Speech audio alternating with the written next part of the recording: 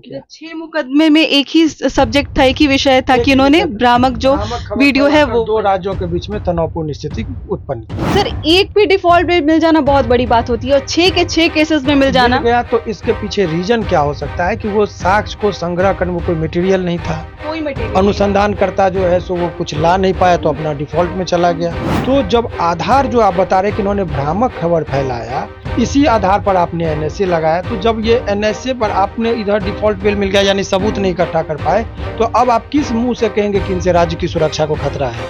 ये अब तमिलनाडु सरकार को ये यदि करेगी तो बाद में सुप्रीम कोर्ट में पूछा जाएगा कि आपने बेवजह किसी को फंसा के रखा था, कि ये रखा गया इनको 4.5 महीना कस्टडी और काउंट कराया जाएगा मात्र 2 दिन का। क्या कोई ऐसा आधार आगे भविष्य में बन सकता है जब मनीष कश्यप को वापस तमिलनाडु जाना पड़े? नमस्कार, मैं अंजलि और आप देख रहे हैं द इंडियन स्टोरीज। पूरे बिहार में एक ही चर्चा का विषय बना हुआ है कि मनीष कश्यप तमिलनाडु से बिहार आ चुके हैं।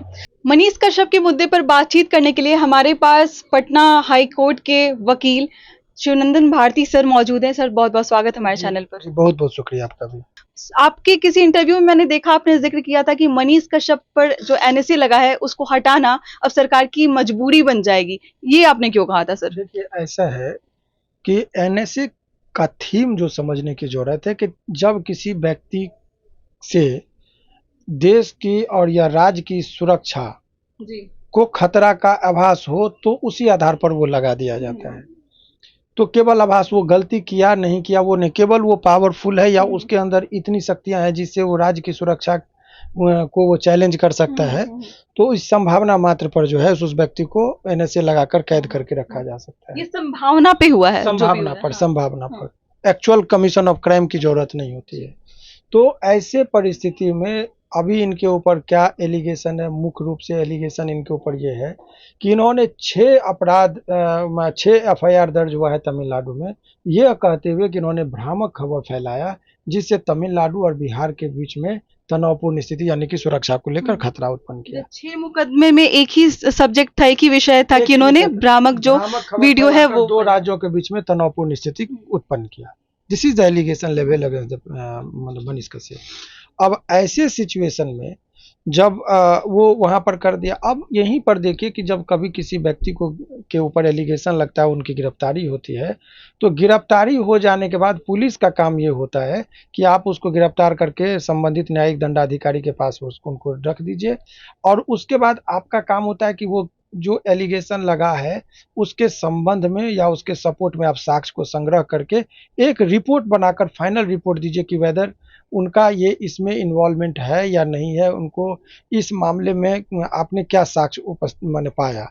तो निष्कर्ष में वो लिखते हैं कि अभी तक तमाम साक्ष्यों के आधार पर, गवाहों के आधार पर ये लिख देता है कि ये मामला इनके खिलाफ, इनके मामले माने इनसे सत्य प्रतीत होता है, या फिर लगता है कि तो असत्य प्रतीत होता है, कुछ ना कुछ।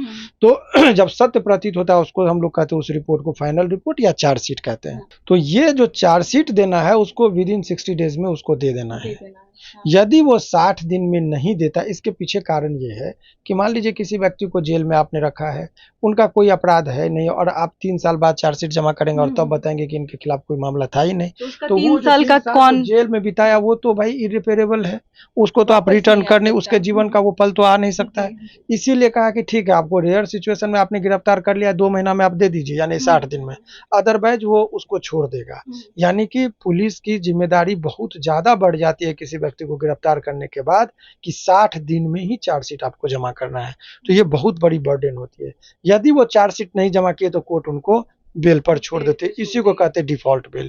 डिफॉल्ट बेल का मतलब कि चूंकि वो फॉल्ट किसके तरफ से हुआ, अनुसंधानकर्ता जो उस केस के हैं, इन्वेस्टिगेटिंग ऑफिसर, उनका जो काम था 60 दिन में वो पूरा नहीं किए इसलिए छोड़ दिया, तो उनका एक तरफ तो ये हो जाता है, लेकिन इसका एडवर्सली इफेक्ट ये होता है कि जो अनुसंधानकर्ता उस केस में होते हैं उनका सर्विस रिकॉर्ड खराब होता है, उन पर डिपार्टमेंटल शोकॉज होता है कि आपने क्यों नहीं दिया, बहुत सारी बातें होने लगती है। तो एक केस में यदि वो चार्जशीट जमा नहीं करते हैं तो शो कॉज होता है, और यहाँ 6 के 6 केस में डिफॉल्ट बेल मिल जाना, ये अपने आप में बहुत चौंकाने वाली बात है। थोड़ा सा मैं क्लियर कर दूं इस बात को कि मनीष कश्यप पर जितने सारे केसेस थे, 6 केसेस थे, उन सभी में उनको डिफॉल्ट बेल मिल गया। और डिफॉल्ट बेल क्या होता है अभी सर ने बताया, बिल्कुल सही से बताया, बहुत डिस्क्राइब करके बताया कि वो क्या होता है। सर एक भी डिफॉल्ट बेल मिल जाना बहुत बड़ी बात होती है, और 6 के 6 केसेस में मिल जाना, गया तो इसके पीछे रीजन क्या हो सकता है कि वो साक्ष्य को संग्रह करने में कोई मटेरियल नहीं था, कोई मटेरियल अनुसंधानकर्ता जो है सो वो कुछ ला नहीं पाया तो अपना डिफॉल्ट में चला गया। अब डिफॉल्ट बेल जब मिल गया तो जब आधार जो आप बता रहे कि इन्होंने भ्रामक खबर फैलाया जिससे राज्य में तनावपूर्ण स्थिति उत्पन्न हो गई, इसी आधार पर आपने एनएसए लगाया। तो जब ये एनएसए पर आपने इधर डिफॉल्ट बेल मिल गया यानी सबूत नहीं इकट्ठा कर पाए, तो अब आप किस मुंह से कहेंगे कि इनसे राज्य की सुरक्षा को खतरा है? तो ये कंट्राडिक्शन होगा। इसीलिए पूरी उम्मीद है कि जब 3 महीने बाद यानी कि जब 6 महीने की अवधि पूरी जाएगी तो जो रिव्यू होगा तो ही कैन नॉट डेयर टू की एक्सटेंड किया जाए ये एनएसए को। इसीलिए मैंने उम्मीद जताया है इस आधार पर कि अब तमिलनाडु सरकार को ये यदि करेगी तो बाद में सुप्रीम कोर्ट में पूछा जाएगा कि आपने बेवजह किसी को फंसा के रखा था, क्योंकि आपने एक तरफ डिफॉल्ट बेल इन एफिशिएंसी हो गया कि इन्वेस्टिगेटिंग ऑफिसर ने कोई साक्ष्य नहीं संग्रह किया, और सरकार किसके रिपोर्ट के आधार पर अब कह रही है कि इससे राज्य की सुरक्षा को खतरा है। तो ये दिस इज द एलिगेशन जो उनके खिलाफ लगाया गया है। मतलब नीचे का जो आधार था, जो 6 केसेस थे जिसके ऊपर एनएसए लगाया गया था, वो 6 के केसेस में उनको डिफॉल्ट बेल मिल गया। अब किस आधार पर ये कहा जाएगा कि भाई एनएसए लगाया जाए इस इंसान पर, और देश को जो है वो खतरा है इस इंसान से? तो बिल्कुल आधार ही खत्म हो गया, तो एनएसए का कोई बात ही नहीं बचता, जिसके कारण सर ने कहा था कि अब जो है वो मजबूरी बन जाएगी उन पर से एनएसए हटाना, और जल्दी जो मनीष कश्यप जो है वो बाहर आ जाएंगे। सर क्या लगता है कितना समय लग जाएगा सन और बिहार को बाहर निकलने में? एक और बहुत ही अहम प्रश्न बहुत लोगों के मन में ये चल रहा है जी। कि कितने दिनों में निकलेंगे। तो अब बेल की प्रक्रिया में 2-3 चीज देखी जाती है कि किस धारा के अंतर्गत मुकदमा है, वो नेचर ऑफ एलिगेशन कितना सीरियस है। दूसरी बात कस्टडी पीरियड भी काउंट होती है कि कितने दिन कस्टडी में रह गया। जैसे हम लोग कहते हैं 6 महीने का कस्टडी हो गया सफिशिएंट है, माना कि मामला सत्य भी है तो 6 महीना सफिशिएंट होता है। तो सबको कंसीडर करके बेल के टाइम में जज साहब कस्टडी पीरियड को एक बहुत अहम चीज मानते हैं। और कितनी देर तक जो अपराधी जिसको बोल रहे हैं वो जेल के अंदर थे, जेल के अंदर है, तो ऐसे परिस्थिति में उनको एक कस्टडी पीरियड, इसमें बड़ी चालाकी से उनके कस्टडी पीरियड को कम घटा दिया गया कि जब कभी किसी व्यक्ति को गिरफ्तार किया तो वो सरेंडर किए थाना पर सरेंडर किए, तो पटना से पुलिस जाके जगदीशपुर से उनको ले आई। 4 केस था यहाँ पर, एक में से इसको अपीयरेंस दिखाया और चीज में तमिलनाडु को सौंप दी, तमिलनाडु लेके चली गई पुलिस। उसके बाद के केसेस का कोई मतलब सुनवाई नहीं हुआ। ये जो वहां पर अभी देखने के लिए 4.5 महीना से पुलिस की हिरासत में जेल में है वो लोगों के नजर में, परंतु वो अब जब कभी जो बेतिया में जो इनका केस है तो 2 दिन पहले सरेंडर हुआ, तो अपीयर कराया गया उनको, उस केस में प्रोड्यूस किया गया। तो वहां पर कस्टडी उस केस में जब कभी भी बेल के लिए आएंगे तो जज साहब पूछेंगे कितने दिन से कस्टडी में है, तो हम दिखाएंगे 2 दिन का है, क्योंकि उसमें तो रिमांड उस दिन हुआ था इनका प्रोड्यूस। तो नहीं हमारे यहाँ एक बोलचाल में कहावत है कि मारेंगे 10 जूतार गिनेंगे 1। यही मनीष कश्यप के साथ हुआ। रखा कस्टडी में इतने दिनों का काउंटिंग क्या, ये तो ये नहीं कहते कि मारेंगे 20 जूता और गिनेंगे 1। तो वो जो अभ्रंश भाषा में लोग बात करते हैं वो यहाँ पर कहीं ना कहीं सत्य होते हुए दिखता है प्रतीत कि ये रखा गया इनको 4.5 महीना कस्टडी और काउंट कराया जाएगा मात्र 2 दिन का। तो ये सब चीजें का जो है सो कहीं ना कहीं वही होता है पुलिस के पास शक्ति जो किस तरीके से उलझाया गया। तो ये तमाम तरह का चीजों का भी जिक्र होगा जब न्यायालय में ये मामला बेल के लिए आएगा। तो बहुत सारे फैक्टर पर है जिस पर काम करने की आवश्यकता है। जब मनीष कश्यप ने अपना वो आत्मसमर्पण किया था, वहीं पर जब सारे केसेस में इनका सरेंडर दिखा दिया जाता तो शायद उनकी अवधि जो थी वो 4.5 महीने की जोड़ा जाता। 4.5 महीना और 6 महीना बहुत मच ये रहता कस्टडी पीरियड इनको बेल के दिलाने के टाइम में। तो ये सब फैक्टर है, उस चीज को कैसे हम लोग वो करेंगे तो कानूनी दांवपेच अभी कहना उचित नहीं होगा, क्योंकि केस का स्ट्रेटजी जो होता है वो कमजोर होता है। तो कोर्ट की स्ट्रेटजी कोर्ट में, आप लोगों के सामने आपकी जो काम की खबर है बस इतना ही है।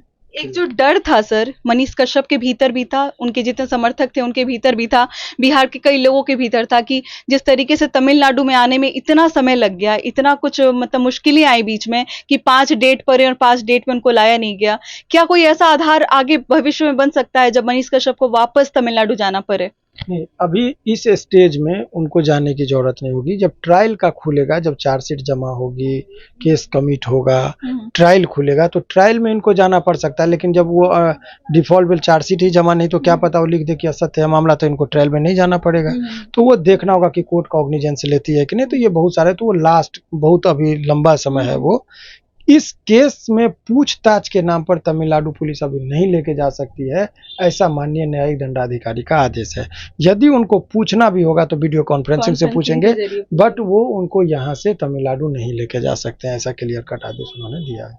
किस तरीके से सर ने बताया कि डिफॉल्ट बेल मिल गया उनको, जिसके उनके खिलाफ कोई भी एविडेंस ऐसा नहीं मिला, कोई भी ऐसा पक्का सबूत नहीं मिला जिससे ये प्रूफ हो सके कि मनीष कश्यप ने कोई भ्रामक खबर अपनी तरफ से फैलाई है।